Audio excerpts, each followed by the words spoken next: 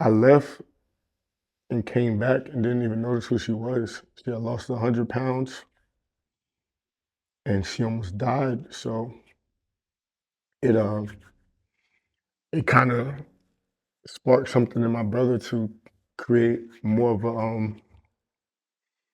a healthy lifestyle.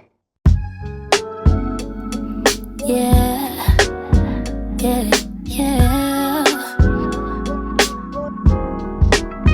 I don't want you to lose for me.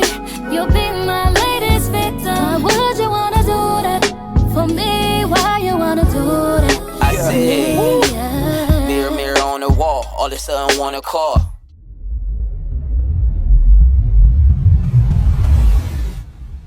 Breathe in, breathe out. This is Mirror Talks. Name. Teon Beckett Where you from, bro? from Brooklyn, New York. What's your occupation? I'm an entrepreneur. I get money. What's your favorite way of getting money? My favorite way of getting money is through any level of entertainment. That sounds crazy, but entertainment, fitness, and just helping people. Let's reflect. Mhm. When you look in the mirror, what do you see? Now, I want you to give this 10 seconds before you speak. Again, when you look in the mirror,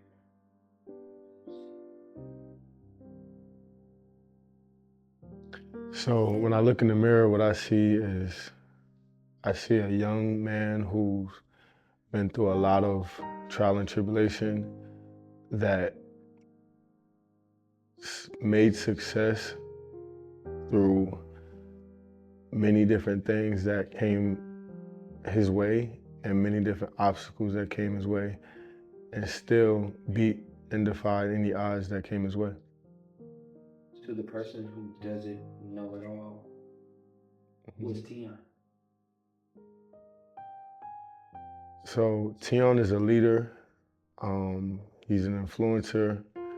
He's a positive asset to any situation that he steps into.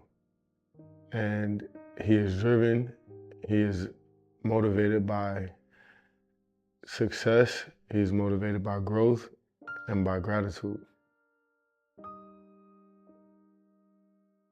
Now, Teon, when you look back at age 18, say your age, Hmm.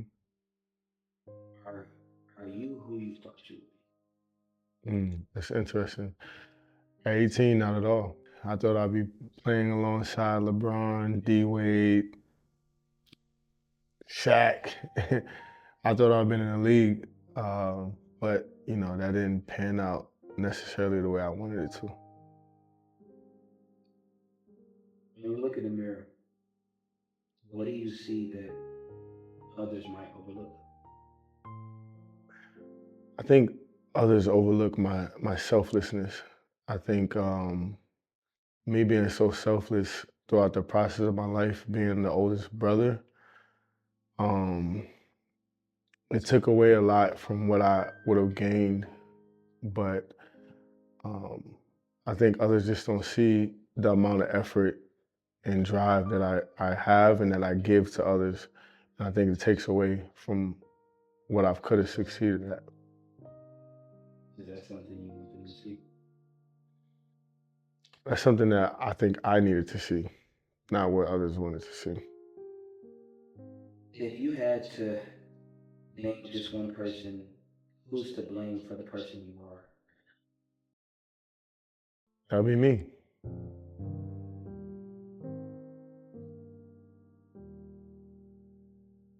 Do you think people like you for who you are, how you look? What do you think people like? I think it's a combination. I think people like me for um, who I am. There's a group of people that I think like me for who I am. I think maybe to the social media world is how I look, but overall, I think there's a balance. Give me a consistent struggle that you go through continuously, presently. Funny as it sounds, it's confidence. I think that for the longest, I was brought up around fear. Um, I grew up with um, my stepdad, and I guess you would call that like complexion disorder. Um, my brothers, my mom, everybody was light skinned. So growing up, I had very extreme low confidence about my complexion because people would just call me black and they would call me two-tone. So that played I guess, a impactful uh, lane, I guess, in my life growing up because I had low self-esteem about my complexion, about my height. I was like 5'5" as like a freshman in high school, and I just didn't have any money. I didn't have any style. I didn't have anything, and my confidence was just shot. So yeah, that's something that a lot of people I think don't really know. Well, at least know now that met me in the future don't know about me when I was younger. I've grown to a level of confidence, at least to subside that feeling. Uh, but I think with each level um, comes a new wave of confidence that I think I always miss the ball in because sometimes I go back to that young kid who didn't have that confidence. And when I'm in rooms with, I guess, people with more status, it kind of dims my light. Two tone. Mm. Is that a trigger word? Not anymore. It was until I was about 21, but I've grown to love my complexion. And two-tone basically came from to elaborate, my chest was a lot darker than the rest of my body, and it was just embarrassing. So I would never take my shirt off. So that's where the two complexions came from. Is there anything traumatic or traumatizing, any moments in the past that affects you today? Yeah, uh, it would be mental abuse. Uh, Without targeting any names, I grew up very fearful.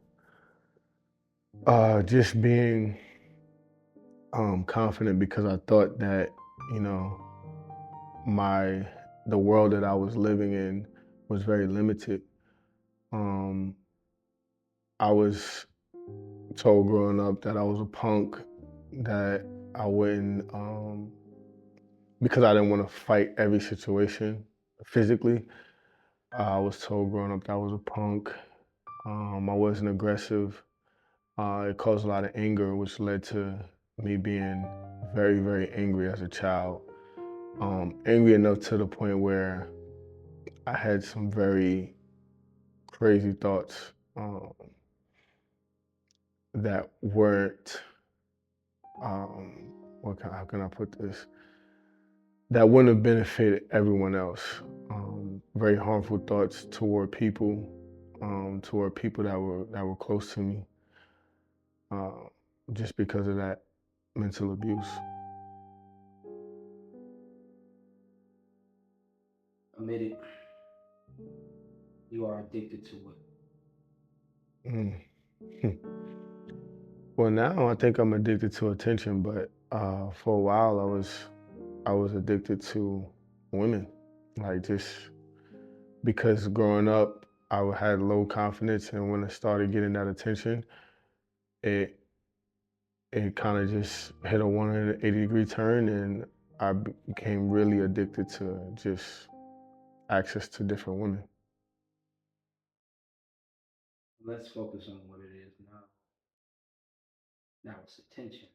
Mm. Is that attention from just women or everybody? Um, I would say attention from everybody, just to know that, that I'm here. I want people to see what I've done. I want people to see the work that I put in. Um, Contrary to that, the selflessness that I had, I think for a while I took the back seat. And, I think naturally I crave people to know exactly, who I am and what I do. There are low moments in everyone's life, describe a recent one for me. Mm.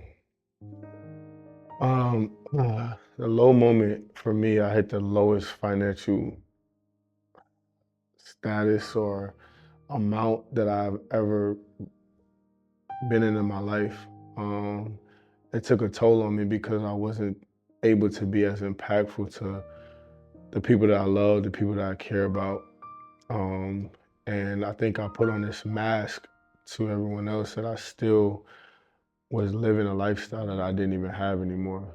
Um, that really almost defeated me, but I was able to pull myself back out of that. But it was a very, very low moment for me.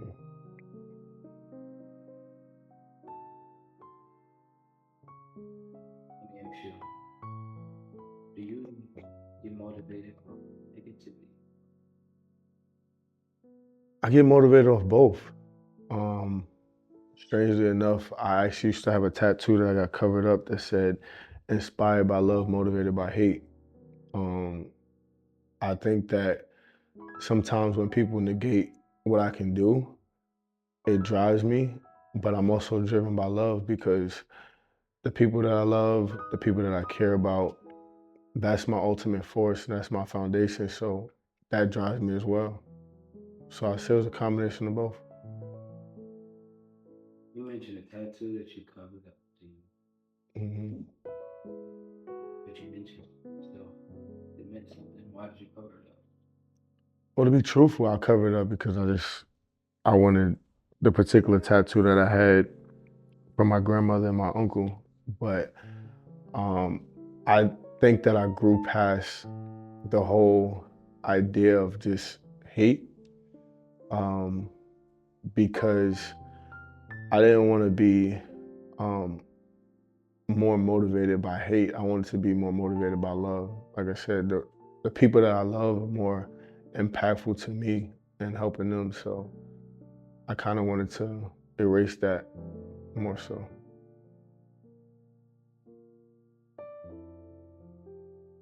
Let's talk about the turning point. Let's talk about a moment when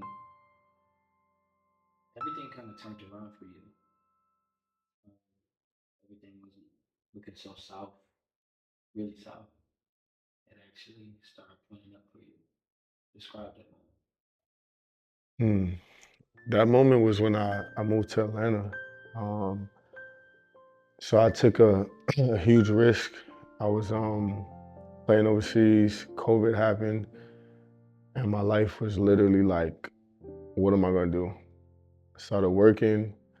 I was in a relationship, and I just decided to leave. I said, if I want to take a chance to be who I think I want to be, I have to leave the environment that I'm in. Um, I came to Atlanta, and it reopened a lot of things that I felt that I was striving for. And I made the most money I've ever made. I met the best people in my life, I would say overall. Um, and I think that it created the foundation for who I think I was searching to be after I stopped playing ball. And it just created that lane for me.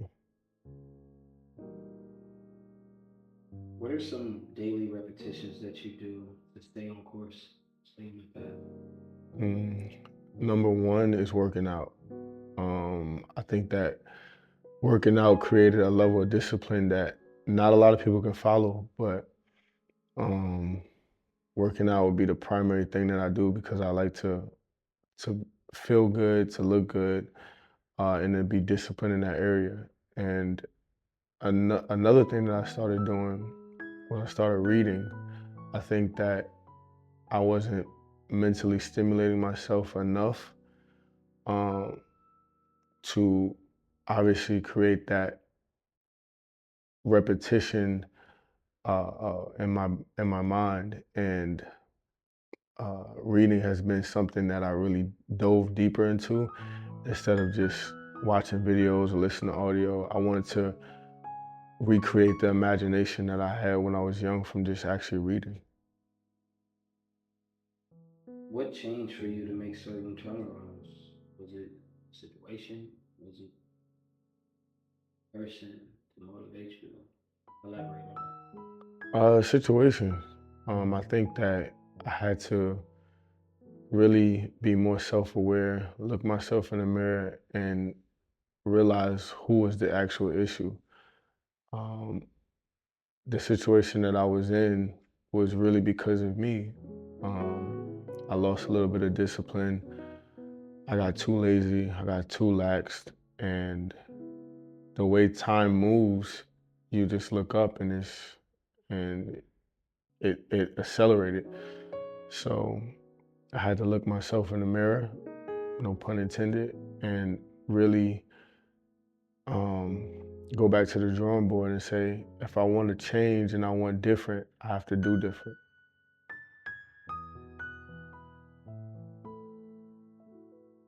Name someone, maybe a mentor, maybe a peer, that helps you like get more creative, more disciplined, that kind of pushes you to that mediocre level. It was two people. I won't just say just one. Um, when I moved to Atlanta and I was in a stuck position, it was two guys that I came in and I said I want to work with y'all, and um, pretty much working with those two fellas or those two gentlemen, it kind of reactivated a light in me that I didn't really realize that I had, and them dudes are like brothers to me for sure. Um, I felt like I was struggling to feel the brotherhood that I had when my actual physical brother's not being here, and them dudes helped me propel to another level. So whenever I was in a position where I was losing stuff, the one event that we put together really brought me back.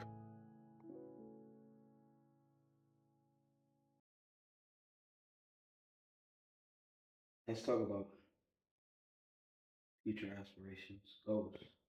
Mhm. Immortal vessel. How did this come about? Immortal vessel is uh, the body lives forever. I think that to give you an insight on immortal vessel, my actual my brother created immortal vessel because of our mother, and our mom was on the verge of death, and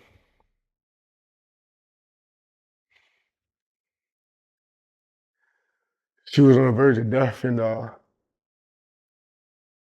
we didn't notice who she was. I was in school when my mom had brain surgery, and when she had brain surgery, I left and came back and didn't even notice who she was. She had lost 100 pounds, and she almost died. So it it kind of sparked something in my brother to create more of a healthy lifestyle, mentally, physically, and spiritually. And so we created Immortal Vessel to really create a redefined life on your overall lifestyle. And that came to light once I was able to really sit back and put more time and energy into it along with my brothers. So that's where that comes from.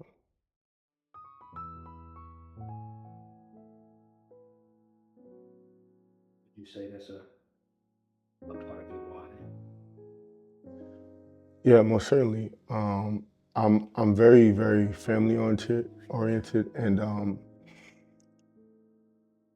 my mom is someone who I think I get a lot of my qualities from, as far as being selfless, and just the amount of effort that she put in for years to try to make our lives better.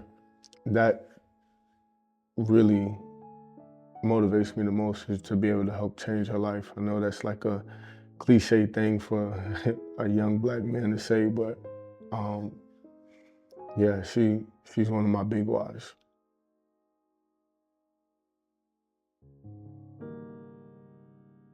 Let me ask you, Teon, do you believe in anything?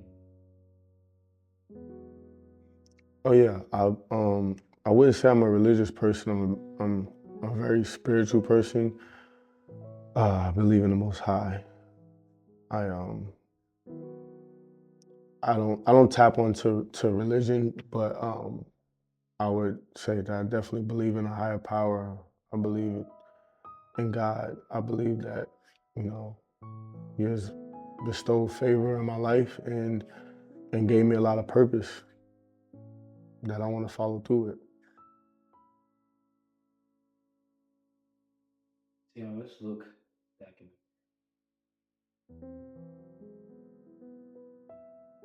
What do you see now? When I look in the mirror now, I see uh, just a strong man that's obviously fought through a lot of obstacles, that is living within his purpose and is inspired by primarily love, and wants to give back, wants to help, and wants to reach and obtain everything that I've been chasing after for the longest. And that's primarily what I see.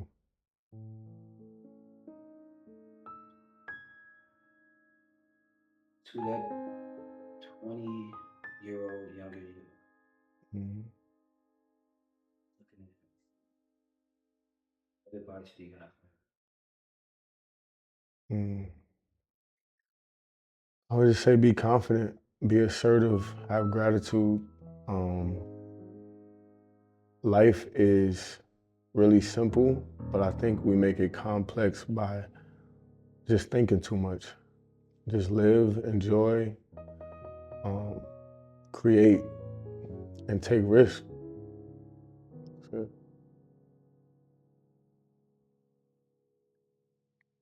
anything else?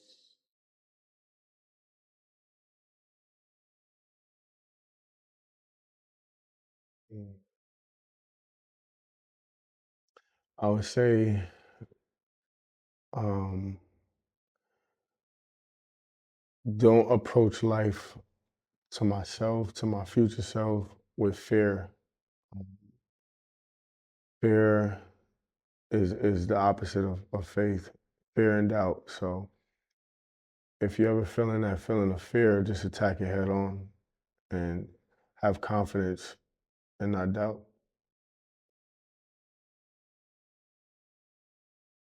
That's all right, brother. All right. Thank you Boy, so y'all about to make me much. cry on this motherfucker. God damn, bro. I'm talking about motherfucker. Boy, I'm about to get up.